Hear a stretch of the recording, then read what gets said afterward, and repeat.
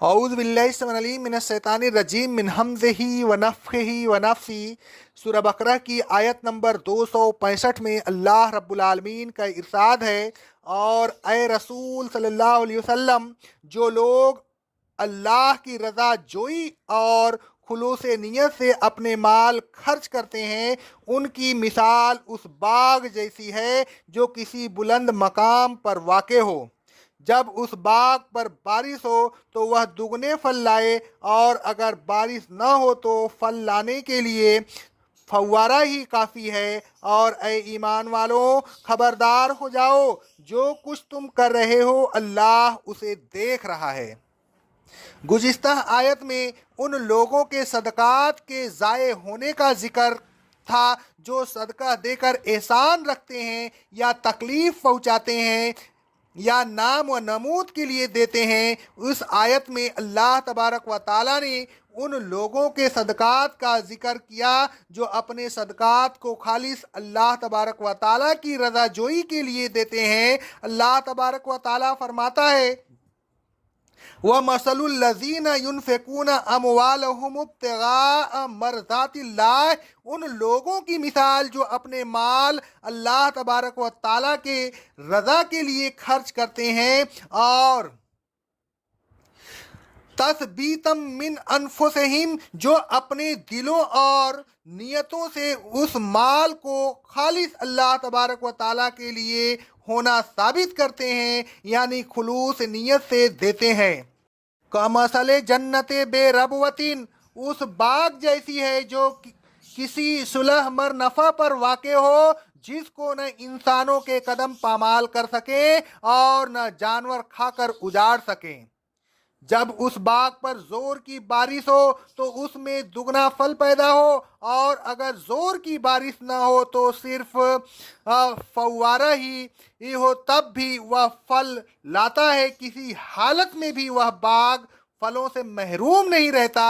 یہ سب کچھ اس باغ کے محل وقوع کی خوبی ہے کہ بارش کی کمی و زیادتی کا اس کے پھلوں پر کوئی خاص اثر نہیں پڑتا۔ اس کے زمین اتنی مرنفع اور زرخیز ہے کہ معمولی سی بارش سے بھی اس میں خوب پھل پیدا ہوتے ہیں، اور اگر بارش زیادہ ہو تو پھر پھلوں کی مقدار اور بھی زیادہ ہو جاتی ہے۔ اس مثال میں اللہ تبارک و تعالیٰ نے انسان کو باغ سے خلوص نیت کو باغ کے محل وقوع اور زرخیزی سے، اور مال کی کثرت و قلت کو بارش اور پھلوں سے تشبیہ دی۔ جس طرح باغ کے محل وقوع اور زرخیزی کی وجہ سے بارش کی زیادتی اور کمی کا کوئی خاص اثر نہیں پڑتا، ہر حال میں پھل پیدا ہوتے ہیں، اسی طرح انسان کے خلوص نیت کی وجہ سے مال کی کثرت و قلت کا کوئی خاص اثر نہیں پڑتا۔ اگر نیت میں خلوص ہے تو بہت مال کا بھی ثواب ملتا ہے، ایک کم مال کا بھی ثواب ملتا ہے۔ مال کی کثرت ہو یا قلت، انسان ثواب سے کسی حالت میں محروم نہیں رہتا۔ اللہ تبارک و تعالیٰ فرماتا ہے سورۃ توبہ کی آیت نمبر 79 میں، جو لوگ ان مومنین پر جو دل کھول کر خرچ کرتے ہیں اور ان مومنین پر جو اپنی محنت مزدوری میں سے دیتے ہیں، طنز کرتے ہیں اور ان کا مذاق اڑاتے ہیں، وہ بچ کر کہیں نہیں جا سکتے۔ اللہ ان کے مذاق کی سزا دے گا، ان کے لیے دردناک عذاب تیار ہے۔ اس آیت سے معلوم ہوا کہ اللہ تبارک و تعالیٰ کو زیادہ دینے والے اور کم دینے والے دونوں محبوب ہیں، بشرطے کہ نیتوں میں خلوص ہو۔ اللہ تبارک و تعالیٰ فرماتا ہے سورہ توبہ کی آیت نمبر 121 میں، جو کچھ تھوڑا یا بہت یہ لوگ خرچ کرتے ہیں یا اللہ کے راستہ میں کوئی وادی طے کرتے ہیں تو یہ سب لکھ لیا جاتا ہے تاکہ اللہ ان کے اعمال کا انہیں اچھا بدلہ دے۔ رسول اللہ صلی اللہ علیہ وسلم فرماتے ہیں، صحیح بخاری اور صحیح مسلم کی حدیث ہے، دوزخ سے بچو خواہ آدھی کھجور دے کر ہی صحیح۔